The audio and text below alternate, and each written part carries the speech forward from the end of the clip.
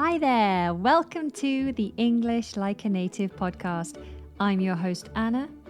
This is your 5 a day. The first on our list is to faint. So this is a verb, to faint. If you faint, then you suddenly become unconscious and perhaps you fall at the same time. So this isn't like when you go to sleep, when you lie down in a comfy bed with a pillow and a blanket and try to become unconscious. This is usually unintentional and happens due to illness or stress. Sometimes if you aren't breathing properly, you might faint due to lack of oxygen to the brain. I used to have a friend that when she would stand up and sing in front of a big audience, because of anxiety, she would often faint in the middle of the performance. I have had instances where I have fainted in public, and it's so embarrassing. I fainted on my first day of high school or secondary school. I say high school, even though that's an American term, because my high school was called the Droylsden High School for Girls. And so I say high school, but in England we call the school that you go to when you turn 12, we call that high school, from being 12 up to being 16 years old. That's secondary school in the UK, high school in America. But some secondary schools take the name high school, which is very confusing. Anyway, I'm going off topic. So I fainted on my first day at secondary school in the first assembly where everyone comes together. And I was sat right at the front of the hall, right in front of the heads of department and the headmaster. And I had to stand up and leave the room because I was feeling unwell. And just before I managed to get out of the hall, I fainted. And everyone knew who I was from the very first day. I was the girl that fainted. So I could say she might faint if she becomes stressed. She might faint if she sees blood. The next on our list is a phrasal verb, and it means the same thing. It's to pass out. To pass out. This is a synonym of faint. It means to lose consciousness. To pass out. So you could say on my first day of secondary school, I passed out. Number 3 on our list, along the very same lines, we have unconscious as an adjective. Unconscious. Unconscious. If you become unconscious, again, it means you lack consciousness. So I could say, oh no, the boy is unconscious. The boy is unconscious.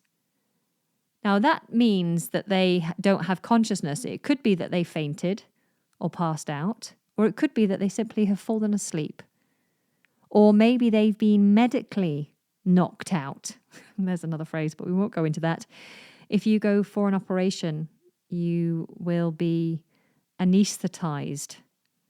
They will put you under, so you will become unconscious so that they can operate on you without causing you distress. Next on our list is sunburn. This is a noun, sunburn, and it is the condition of having sore, red skin caused by, can you guess, spending too much time in the strong sun. So if the sun is on you and you haven't protected your skin, then you will end up with sunburn. Oh, it's not a pleasant thing.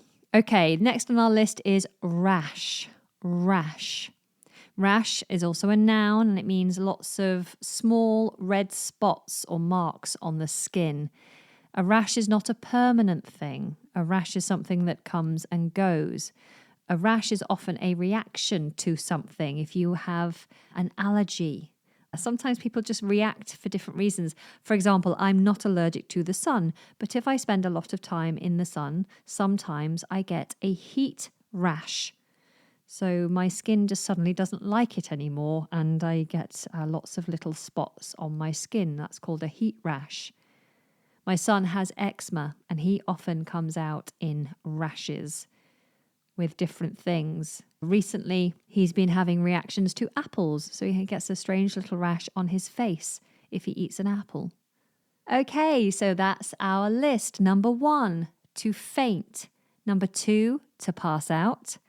Number 3, adjective, unconscious. Number 4, sunburn. Number 5, rash. Let's put it all together in a little monologue. Deirdre wanders into her neighbour's garden to discover her neighbour, Sandra, lying in a heap on the floor.